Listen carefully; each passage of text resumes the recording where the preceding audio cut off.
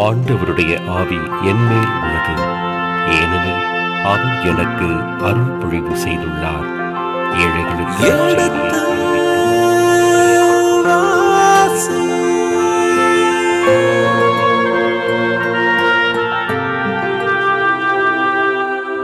எடுத்து வாசி.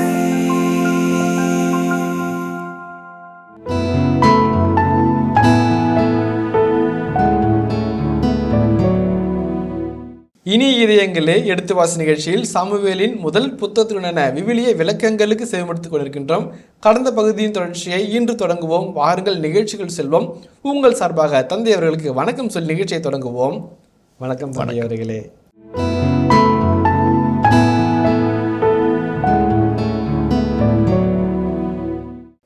எரேமியா அப்படிதான் நினைச்சாரு. நான் போதிக்கணும், அது நிறைவேறணும், எருசலேம் கட்டணம் இடிக்கப்படணும், தகர்க்கப்படணும், நாடு அழியப்படணும், மக்கள் கைவிலங்கோடு கடத்தப்படணும். நடக்கலையே, நான் சொன்ன வார்த்தை நடக்கலையே அங்கலாய்க்கிறாரு. மக்கள்லாம் சொல்றாங்க, நீ போலி எருவாக்க, நீ சொன்னது எங்க நடந்துச்சு, நடக்கலையேன்றாங்க. தவிச்சு போறாரு. ஆண்டவர் சொல்றாரு, serve the Lord the way God wants you to serve, not the way you want to serve. அதான் எரேமியாவுக்கும் இறைவனுக்கும் நடக்கிற போராட்டம் அதுதான். இன்றைக்கு அதை கண்டுபிடித்தோம் என்றால் பல திட்டங்கள், இறை திட்டங்கள் அருமையாக நமக்கு தெளிவாகும். இறை ஏவுதலை நாம் தெளிவாக புரிந்து கொள்வோம். அந்த ஸ்பிரிச்சுவல் இன்சென்சிட்டிவிட்டி அழகாக அகற்றப்படும் என்பது இந்த பகுதியில் நாம் கற்றுக்கொள்ள வேண்டிய அழகான பாடம். இப்போ படைகளின் தலைவர்களே, அதில் இருக்கிற ஒரு தியாலஜிக்கல் ஐடியாவும் ஸ்கிரிப்சுவல் எக்ஸாட்டிக்கல் ஐடியாவும் நம்ம பார்ப்போம். உதாரணத்துக்கு பாருங்களேன், வழக்கமாக லேவியர்களையும் குருக்களையும் தான் இறைவனுடைய திட்டத்தை தேர்ந்தெளிய செய்தி கேட்பார்கள். இந்த படை வீரர்கள் என்கிறவர்கள், படை வீரர்களின் தலைவர்கள் என்கிறவர்கள் லேவியர்கள் அல்ல, குருகுலத்தை சார்ந்தவர்கள் அல்ல. படை வீரர்கள் மறுமொழி சொல்லவில்லை. குருக்கள் நாங்கள் ஆண்டவரை அணுகப் போகிறோம் என்று சொன்னார்கள். அன்று அவர் மறுமொழி சொல்லவில்லை என்று வேதவசனம் வருகிறது. கடவுள் ஏன் மறுமொழி சொல்லலை? சவுலின் செயல்பாடு அவருக்கு பிரியமில்லாதாக இருக்கிறது, அவரின் விருப்பத்திற்கு அப்பாற்பட்டதாக இருக்கிறது. அதனால் மறுமொழி சொல்லவில்லை. அதான் ஆங்கில விளக்க வழியாளர்கள் சொல்வார்கள், சவுல் செய்வது ஆண்டவருக்கு பிரியமில்லாததாக இருந்தது. It displeased God. அதனால தான் ஒரு மௌனமாக இருக்கிறார். அந்த காட்சியை விழுத்தின் பல இடங்கள் நம்ம பார்க்குறோம். வாசிப்போம். நம்ம யோபு 35:12 வாசிப்போமே. அங்கே அவர்கள் கூக்குரலிடுகின்றனர், பொல்லார் செருக்கின் பொருட்டு அவர் பதில் ஒன்றும் சொல்லார். பொல்லாரின் செருக்கின் பொருட்டு அவர்கள் கூக்குரலிட்டாலும் ஆண்டவர் பதில் சொல்லவில்லை. ஏசாயா 1:15 வாசிக்கல. என்னை நோக்கி உங்கள் கைகளை நீங்கள் உயர்த்தும் போது பாராமுகத்தினராய் நான் இருப்பேன். நீங்கள் தொடர்ந்து மன்றாடினாலும் நான் செவி கொடுப்பதில்லை. உங்கள் கைகளோ இரத்தக்கரையால் நிறைந்திருக்கின்றன. செம வார்த்தைங்க, செம வார்த்தை. என்ன, நீங்கள் என்னை நோக்கி கரங்களை உயர்த்துவீர்கள், குரலை உயர்த்துவீர்கள், மன்றாடி ஜெபிப்பீர்கள். ஒரு ஜபத்தை நான் கேட்க மாட்டேன், நான் பாராமுகனாக இருப்பேன் அப்படின்னு திரும்பிக்குவேன், பாராமுகனாக இருப்பேன். இன்னொரு இறைவாக்கர் சொல்கிறாரு, உங்கள் ஜெபங்கள் எனக்கு அருவருப்பை தருகிறது. உங்கள் திருவிழாக்கள், அமாவாசை, முழுமதி அருவருப்பை தருகிறது. உங்கள் பாடல்கள் இறைச்சலை போல இருக்கிறதுன்னு சொல்வார். அதே ஏசாயா புத்தகத்தில். ஏன்? உங்கள் கரங்கள் இரத்த கரைகள் பிடைந்திருக்கிறது. ஏழைகளுக்கு எதிரான குற்றம், நீதிக்கு எதிரான குற்றம், அநியாயமான குற்றம், இப்படியெல்லாம் செஞ்சுட்டு கரத்தை உயர்த்தி ஆண்டவரே ஆண்டவரே என்று சொன்ன என்ன சொல்லுவேன்? உங்களை நான் அறியேன். I don't know you, get lost. அதான் சொல்லுவேன்னு சாமி சொல்கிறார். உங்கள் ஆணவ செருக்கினால் உங்கள் கொள்ள நான் கேட்க மாட்டேன். இரத்த கரைபிடிந்த கரங்களினால் ஜெபிக்கும் போது நான் கேட்க மாட்டேன். மீகா 3:4 வாசிப்போமே. அப்பொழுது நீங்கள் ஆண்டவரை நோக்கி கூக்குரலிடுவீர்கள், ஆனால் உங்களுக்கு அவர் செவிசாய்க்க மாட்டார். அந்த நேரத்தில் அவர் தம் முகத்தை உங்களிடம் இருந்து மறைத்து கொள்வார். சக்கரியா 7:13 வாசிங்களேன். நான் கூப்பிட்ட போது அவர்கள் கேளாதிருந்தது போல அவர்கள் கூப்பிட்ட போது நான் கேட்கவில்லை என்கிறார் படைகளின் ஆண்டவர். அவர்கள் கூப்பிட்டது போல நான் கேளாதது போல, நான் கூப்பிட்ட போது அவர்கள் கேளாதது போல. நீ என் குரலை கேட்கல, நான் உன் குரலை கேட்கல. ஏன்? You are not living on the way, you are not living on the way of God. அதான்.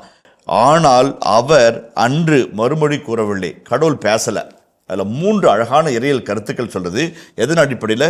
யோபு 35:12, ஏசாயா 1:15, மீகா 3:4, சக்கரியா 7:13. இவற்றின் பின்னணியில் ஆண்டவர் மறுமொழி சொல்லவில்லை, ஆண்டுடைய குரல் கேட்கப்படலை, இவங்க ஜெபத்தினுடைய குரல் ஆண்டவரை எட்டவில்லை. இதுக்கு 3 இறையியல் கருத்துக்கள் நம்ம சொல்லலாம். 1, ஆங்கிலத்தில் ஒரு பழமொழி இருக்குது, if you don't understand my silence you will not understand my words. என் மௌனத்தை நீ புரிந்து கொள்ளாவிட்டால் என் வார்த்தைகளை எப்படி புரிந்து கொள்வாய் என்று ஒரு ஆங்கில பழமொழி ஒன்று உண்டு. இறைவன் பதில் சொல்லலை. அதுக்கு அர்த்தத்தை நம்ம புரிஞ்சுக்கிட்டோம்னாக்க நம்ம ஜெபம் கேட்கப்படுகின்ற வழிகளை நாம் தேடுவோம். நான் ஜெபிக்கிறேன் என் குரலை ஆண்டவர் கேட்க மாட்டேங்கிறார், எனக்கு என் மன்றாட்டுக்கு செவி சாய்க்க மாட்டேங்கிறார். என்ன காரணம்? 4 காரணங்களை இந்த பகுதி முன்வைக்கிறது. ஆணவ செருக்கு, நான் என்ற எண்ணம். என்னால் தான் என் எண்ணத்தோடு நீ ஜெபித்தா என்றால் உன் ஜெபம் கேட்கப்படாது. அந்த பரிசேயன் போய் ஆலயத்தின் முன்பாக நின்று கரத்தை உயர்த்தி விண்ணுக்கும் மண்ணுக்கும் வேண்டிய இருக்கிற ஆண்டு எப்போ சொன்னா, வாரத்தில் 2 நாள் நோன்பு இருக்கிறேன், 10ல் 1 இலையில் கொடுக்குறேன். அந்த பாவி மாதிரி நான் இல்லை. ஆணவ செருக்கின் ஜெபம், அவன் ஜெபம் கேட்கப்படவில்லை. வானத்தை 7க்கும் பார்க்க துணியாமல் மார்பீது அறிந்து ஆண்டவரே என் பாவி என்று தன்னை தாழ்த்தி கொண்ட ஆயக்காரருடைய வரி வசூலுடைய ஜெபத்தும் கேட்கப்பட்டது. இறைவனுக்கு உகந்தவனாய் விடுதருவேன் எவனே என்று ஆண்டவர் சொன்னார். ஆணவ செருக்கோடு நீ ஜெபித்தால், நான் என்றால் என்னால் தான் என்று நீ ஜெபித்தால் உன் ஜெபம் கேட்கப்படாது. இரண்டாவது ஆண்டவருக்கு மறுமொழி சொல்ல மாட்டார். உன் ஜெபத்திற்கு பதில் கிடைக்காது. எப்ப? உன் கரங்கள் இரத்த கரை பிடிந்து போது, ஏழைகளை ஒடுக்கி எளியவர்களுக்கு கூலி கொடுக்காமல் லஞ்சம் வாங்கி கையூட்டு வாங்கி புரணி பேசி அடுத்துடைய பெயரை கெடுத்து நீ மேலே வேண்டும் நினைக்கிறாயா, உன்னை உயர்த்திக் கொள்ள வேண்டும் நினைக்கிறாயா, வளங்களை பெற்றுக்கொள்ள நினைக்கிறாயா, அவன் ஜெபத்தை கேட்க மாட்டார். 4வது, நீ ஜெபிக்கும் போது நான் பாராமுகமாக இருப்பேன். ஏன்? நீ சொல்வதை போல் செய்வது கிடையாது. நான் சொல்லுகின்ற சொல்லும் நான் செய்கின்ற செயலும் ஒத்துப்போக வேண்டும். மீகா 3:4 தான் சொல்லுது. ஆண்டுடைய வழி இது என்று எனக்கு தெரிந்தும் இதை நான் உலகுக்கு சொல்லுவேன், ஆனால் எனக்கு நான் வாழ மாட்டேன் என்று சொல்லும்போது உன் ஜெபம் கேட்கப்படாது. ஜக்கரியா 7:13 அதை தான் சொல்லப்பட்டிருக்கிறது. நம்முடைய வாழ்வும் நம்முடைய செயலும் நம்முடைய ஜெபமும் நம்முடைய வாழ்வும் இணைந்து போகாவிட்டால் நம் ஜெபம் கேட்கப்படாது. யாக்கோபுடைய திருமுகம் 4ஆம் அதிகாரத்தை எடுங்களேன், ஒரு அழகான வார்த்தை இருக்குது. நீங்கள் ஆசைப்படுவது கிடைக்காததால் கொலை செய்கிறீர்கள், பேராசை கொள்கிறீர்கள், அதை பெற முடியாததால் சண்டை சச்சரவுகள் உண்டாக்குகிறீர்கள்.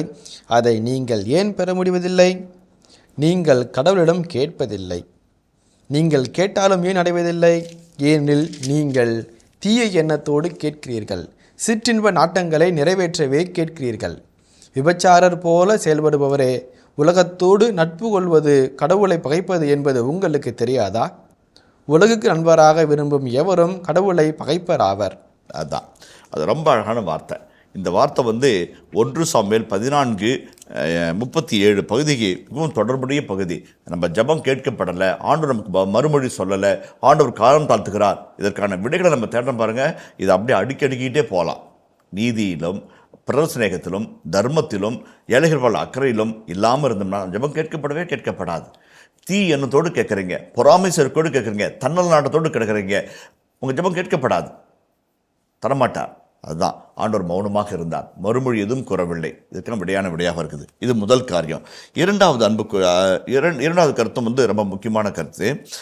நான் சொன்னேன், ஆண்டவருடைய மௌனத்தை நாம் புரிந்து கொள்ளாவிட்டால் ஆண்டுடைய வார்த்தைகளை நம்மால் புரிந்து கொள்ள முடியாது. ரொம்ப ரொம்ப முக்கியம்.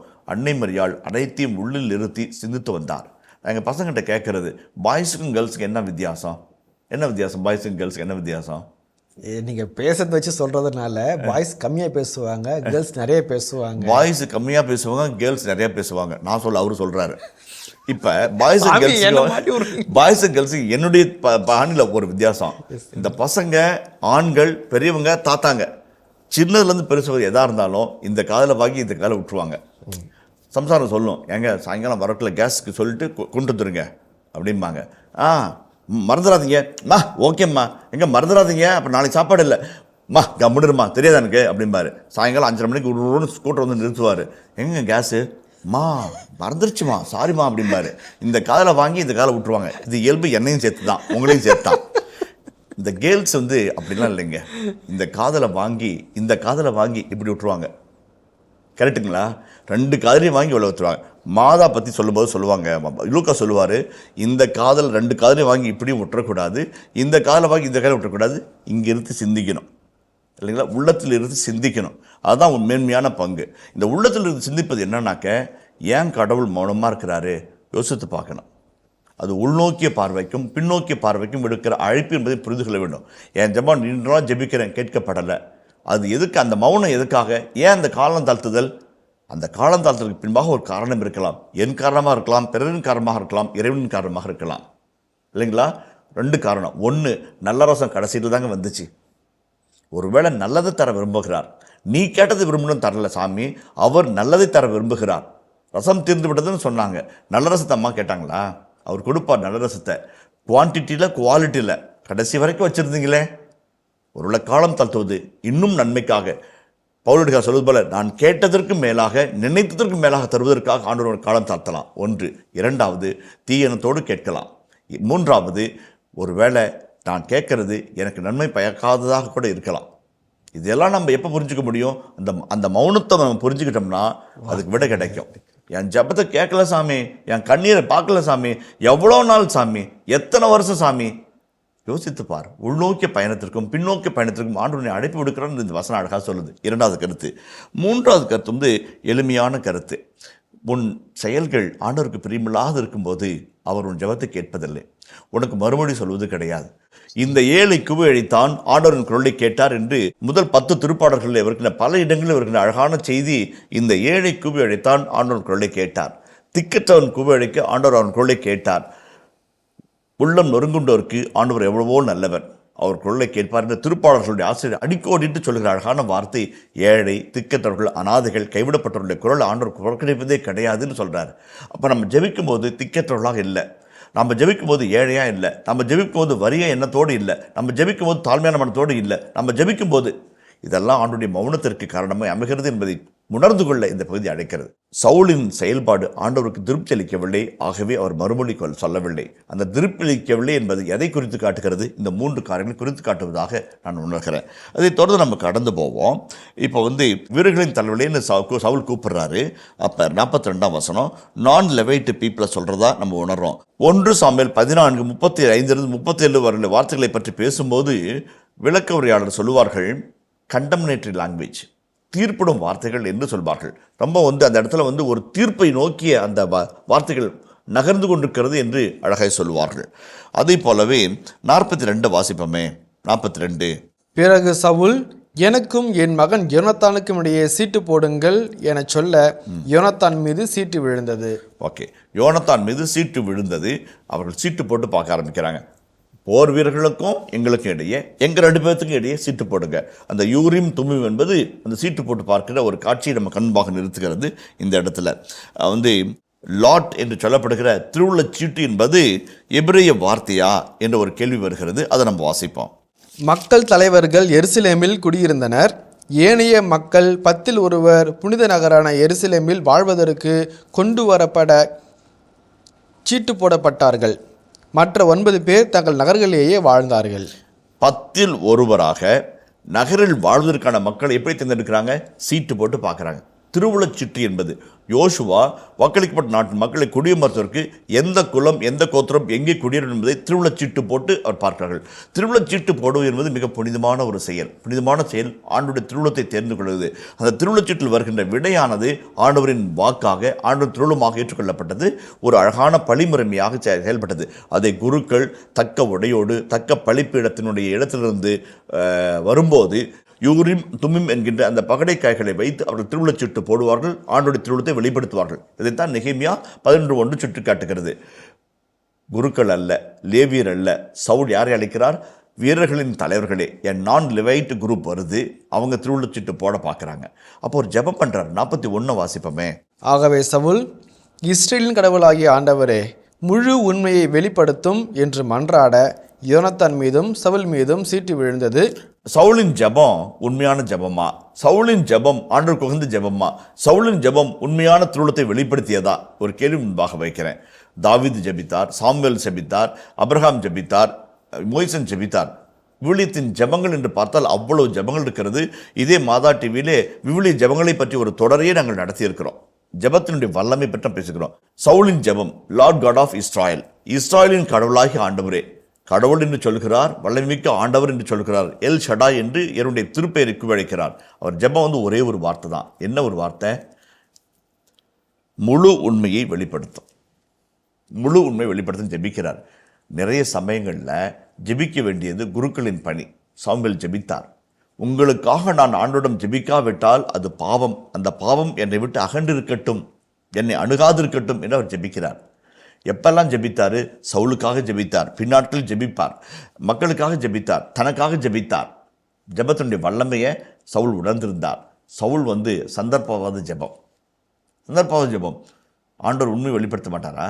முழு உண்மையை வெளிப்படுத்தும். ஆண்டவர் இது பாதி வாரையை மறைச்சிக்கிட்டு மீதி பேசுவார்னு அவர் நினைச்சாரோ என்னமோ தெரியல. முழு உண்மையை வெளிப்படுத்தும். 2வது, இவங்கெல்லாம் பேசுகிறாங்க, உண்மை சொல்ல மாட்டேங்கிறாங்க, முழு உண்மையை சொல்ல மாட்டேங்கிறாங்க. நீங்கள் முழு உண்மையை சொல்லுங்கள், சொல்லலாம் இருக்கலாம். அந்த ஜெபம் ஒரு பொடி வைத்து ஜெபிக்கப்பட்ட ஜெபமாக இருக்கிறது. அதுதான் அந்த ஜெபத்தில் ஒரு உண்மை இல்லை. நான் சொன்னா தெரில, ஒரு முறை 6ஆம் 7ஆம் வகுப்பு படிக்கிற சிறுமியர்களுக்கு ஜெப தியானம் கொடுத்துக்கிறது, ஒரு ப்ரேயர் ரெட்ரீட் கொடுத்துட்டு இருந்தேன். மா ஜெபனா என்னம்மா என்று கேட்டேன். 6ஆம் கிளாஸ் 7ஆம் கிளாஸ் படிக்கிற சின்ன பிள்ளைகள் கைகளை உயர்த்தினார்கள். ஒவ்வொருத்தரும் ஒரு விடைய சொன்னாங்க. ஒரு குட்டி பாப்பா பாப் கட்டிங் போட்டு ஒரு ரோஸ் கலர் கிளிப்பு போட்டு இப்படி தலையாட்டிட்டு நின்றுச்சு. இன்னும் மனசில் இருக்குது. சொல்லுமா அப்படின்னு. Telling no lies to God is prayer அப்படின்னுச்சு. கடவுளிடம் பொய் சொல்லாமல் இருப்பது தான் ஜெபன்னுச்சு. எனக்கு அந்த பொருளை ஏன் அப்படி சொன்னிச்சின்னு தெரிலன்னு யோசித்தேன். ஆனால் ஒரு அழகான ஒரு வரையறை நான் புரிஞ்சுக்கிறோம். அந்த பரிசை தான் பண்ணான். கடவுள்கிட்ட பொய் சொல்லிட்டு இருக்கிறான். வாரத்தில் ஒரு முறை நோன்பு இருக்கிறேன். யாருக்கு நோன்பு இருக்கிறான்? அவனுக்காக நோன்பு இருக்கிறான். 10 ஒரு முறை கொடுக்குறேன். எதுக்காக? சட்டத்துக்காக கொடுக்குறான், கடவுளுக்காக கொடுக்குறான்னா இல்லை. கடவுளிடம் பொய் சொல்லாமல் இருப்பதே ஒரு அழகான ஜெபம். Telling no lies to God is ப்ரேயர்னு அந்த பொண்ணு சொன்னப்போ என் மனசுக்குள்ள அவ்வளோ ஒரு சந்தோஷம் வந்துச்சு. We are not transparent to God. We are not open to God. We don't think that God is speaking truth. அதனால தான் நம்ம அவ்வளோ ஜெபம். முழு உண்மையை வெளிப்படுத்தும் என்று ஜெபிக்கிறார். சீட்டு யார் மீது விழுகிறது? யோனத்தான் மீதும் சவுல் மீதும் விழுகிறது. முழு உண்மை தானே? ஏற்றுக்கணும் தானே? ஏற்றுக்கல. அவர் என்ன பண்ணார்? எங்கள் 2 பேர்த்துல யாருன்னு சீட்டு போடு. இப்போ முழு உண்மையை தேடுகிறது யாரு? முழு உண்மையை தேடாதது யாரு? நீ விரும்புகிறதை ஆண்டு சொல்ல வேண்டும் நினைப்பது முழு உண்மையா? எது உண்மை என்று ஆண்டவருக்கு தெரியாதா?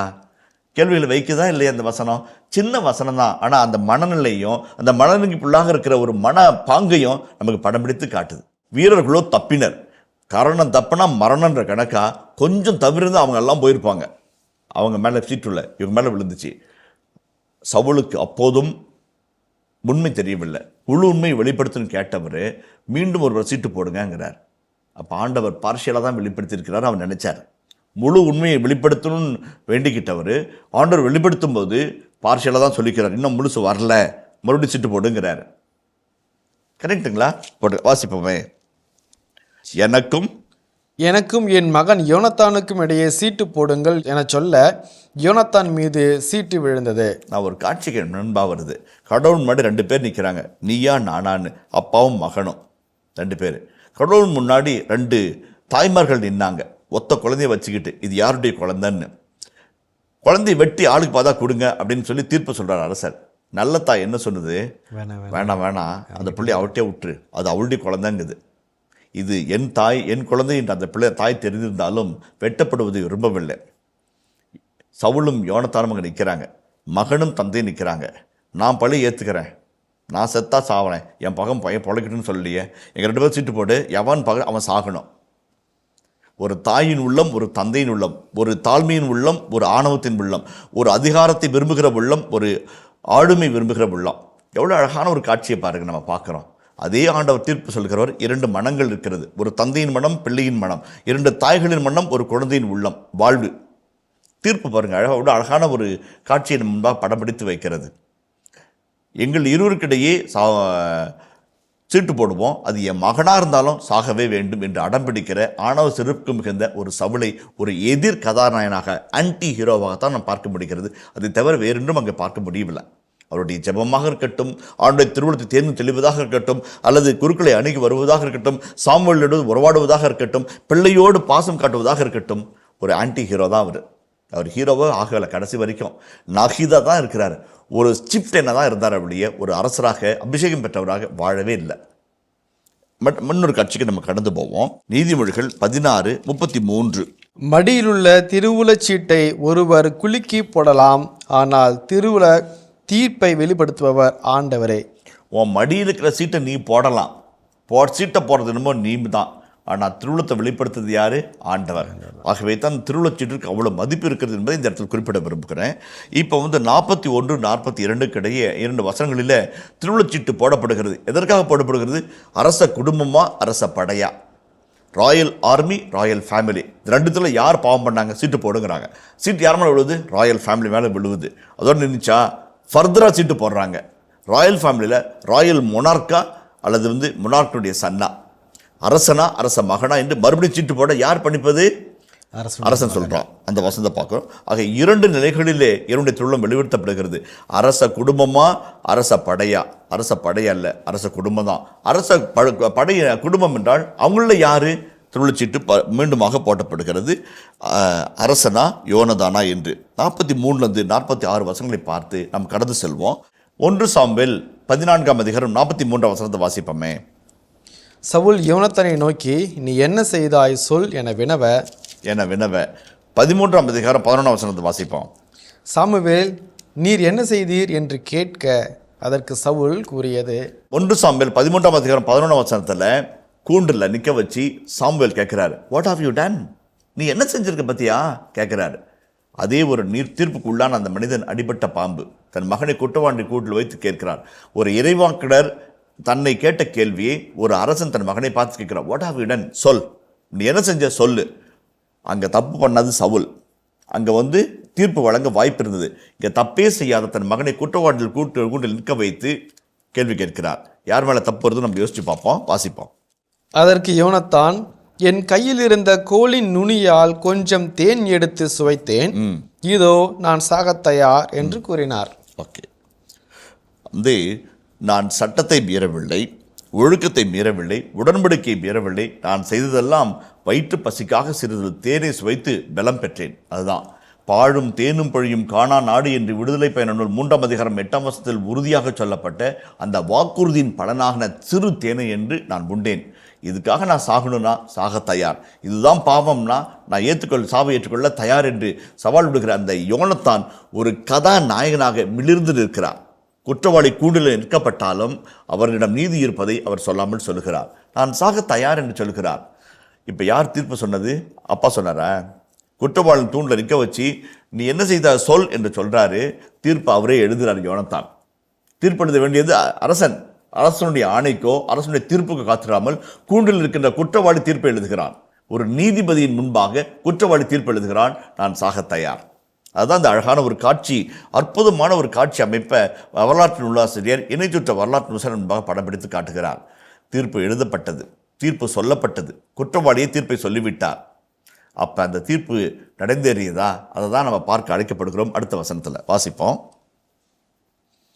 அதற்கு சவுல், யோனத்தான், நீ சாகத்தான் வேண்டும், இல்லையேல் கடவுள் எனக்கு அப்படியே செய்யட்டும், அதற்கு மேலும் செய்யட்டும் என்றார். குற்றவாளியில் கூண்டில் இருக்கிற யோனத்தான் இந்த பாவத்திற்காக, இந்த அற்ப செயலுக்காக, இதுதான் கடவுளுக்கு கோபம் வருவித்தது என்றால், கடவுளின் சாபம் நம்மீது என்றால் நான் சாக தயார் என்று சொல்கிறான். ஏற்கனவே நம்ம சொன்னோம், தேனை உண்றது சட்டத்தை மீறிய பாவம் அல்ல, ஒழுக்கத்தை மீறிய பாவம் அல்ல, உடன்படிக்கை மீறிய பாவம் அல்ல, அல்லது தர்மத்தை மனித நேயத்தை மீறிய பாவம் அல்ல. என் வயிற்று பசி கொஞ்சம் சாப்பிட்டேன், தப்பாக இருந்தால் நான் சாக தயாருங்கிறாரு. சின்னது ஊதி பெரிதாக்கும் பண்பு படைத்தவர் சவுல். சின்ன வெற்றியை பெரிதாக மாற்ற நினைத்தவர் சவுல். இப்போ மகன் செஞ்ச ஒரு சின்னதை தப்பு ஒருத்தர் மேலே போட்டதுனால, ஒருத்தர் மேலே வந்ததுனால அதை ஊதி பெரிதாக்குறார். யோனத்தான், நீ சாகத்தான் வேண்டும். ஒருவேளை நீ சாகலைன்னா கடவுள் அந்த சாவை என் மேலே கொண்டு வரட்டும். இதை ஃபஸ்ட்டே சொல்லியிருந்தாருன்னா தப்பு நம்ம 2 பேரில். ஒருவேளை உன் மேலே தப்பாக இருந்தால் கூட நான் சாக தயார்னு சொல்லியிருந்தாருன்னா அங்கே இது நீ சாகத்தான் வேண்டும். அப்படி இல்லைன்னா நான் சாக தயார், கடவுள் அந்த சாவை என் மேலே கொண்டு வரட்டும். ஏன்னா நீ தப்பை ஏற்றுக்க மாட்டேங்கிற, உன்னை சாகடிக்கணும்னு நீ விரும்ப மாட்டேங்கிற. அவன் ஏற்கனவே சாக தயார்னு சொன்னவனை பார்த்து நீ சாக விரும்பலன்னா அந்த சாவு எனக்கு வரட்டும்னு சொல்கிறார். இதை 2 வருஷத்துக்கு முன்னாடி சொல்லியிருந்தாருன்னா அவர் தியாகி, இப்போ துரோகி இல்லைங்களா? அப்போ நீ சாகத்தான் வேண்டும், இல்லை என்றால் கடவுள் எனக்கு அப்படியே செய்யட்டும், அதற்கு மேலும் செய்யட்டும். இது செல்ஃப் இம்ப்ரிகேட்டரி கர்சிங் ஃபார்முலா என்று சொல்வார்கள். தன்னைத்தானே சபித்துக் கொள்கிற இறைத்திட்டம் நிறைவேறாத பொழுது, இறைத்திட்டம் நிறைவேறாத பொழுது ஒரு மனிதர் நான் சபிக்கப்படுவதாக, எருசலேமே உன்னை நான் நினைவாட்டால் என் வலது கை சும்பி போவதாக, எருசலேமே என் உயிரினும் மேலாக உன்னை நினைக்காவிட்டால் என் நாவு மேல்வாயோடு ஒட்டிக்கொள்வதாக தன்னைத்தானே சபித்துக் கொள்கிறது, தான் நிறைவேற்கிறது. இறைவனின் பெயரால் இறைவனுக்கு உகந்து நடக்கவில்லை என்றால் அது நடக்கட்டுன்னு. இப்போ யாருடைய திருளத்தையோ இறை திருளமாக போட்டு அதுக்கு நான் சாகத்தார் என்று சொல்கிற பசுப்பு வார்த்தையை பேசுகிற இவன் தலைவனா என்ற ஒரு கேள்வி நமக்குள்ளாக வருகிறது. அபிஷேகத்தின் வாழ்கிறாரா? சந்தேகம் வருகிறது. அழைக்கப்பட்ட வாழ்வுக்கு தகுதியாக இருக்கிறாரா? சந்தேகம் இருக்கிறது. அழைக்கப்பட்ட வாழ்வைத்தான் அவர் வாழ்ந்து கொண்டிருக்கிறாரா என்ற ஒரு கேள்வி மனதிலாக பிறக்கிறது. இதுதான் சவுல் நமக்கு ஒரு கேள்விக்குறியாக இருக்கிறார். இனிய இதயங்களே, எடுத்து வாசி நிகழ்ச்சியில் சாமுவேலின் முதல் புத்தகத்துடனான விவிலிய இறை வசனங்களுக்கு செவிமடுத்துக் கொண்டிருக்கின்றோம். இதன் தொடர்ச்சியை மீண்டும் அடுத்த பகுதியில் பார்ப்போம். அதுவரை இணைந்திருங்கள். இயேசுவுக்கே புகழ், இயேசுவுக்கே நன்றி, மரியே வாழ்க. அவருடைய சட்டத்திட்டங்களின் சீர்திருத்த அறிக்கையை நம்ம வாசித்து பார்த்தோம்னாக்க வாழ்நாள் முழுதும் ஒரு தேர்ந்த குடியுரிமை ஞானமிக்க ஒரு அமைப்பாளராக, ஆட்சியாளராக, நிர்வாகம் செய்கிறவராக, மக்களுக்கு நீதி வழங்குவராக அவர் தென்படுகிறார். அது கூடவே கூடாது இறைவனில் ஆணை. நீ என்ன ஆணையிடுறது? நாங்கள் ஆணையிடுறோம். தீர்ப்பு இல்லை, நாங்கள் எழுதுகிற தீர்ப்பு தான் செயல்படும்.